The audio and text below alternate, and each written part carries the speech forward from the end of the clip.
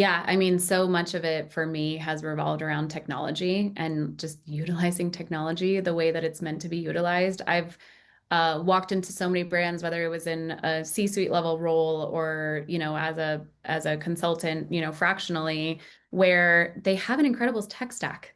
They have all the tools. They're just not utilizing them well, or even capitalizing on what they have. I've also walked into so many brands where there's a ton of like repetition or duplicate things that they're using in terms of technology. Like you already have G Suite, but you're paying for Zoom. Like, why are you paying for Zoom? You have Google Meets. It's already there and you're paying for it. Silly things that actually will add up pretty quickly when you're trying to scale efficiently and making sure that your dollars are all being spent wisely.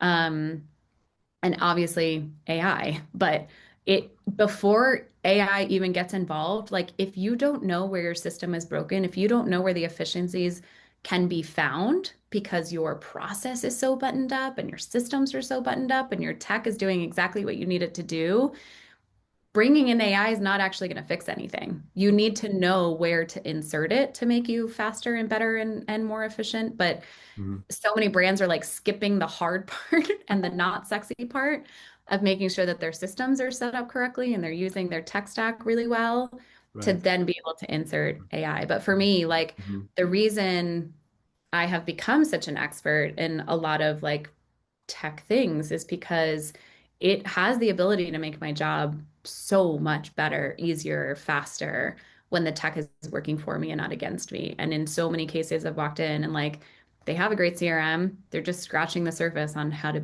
be using it.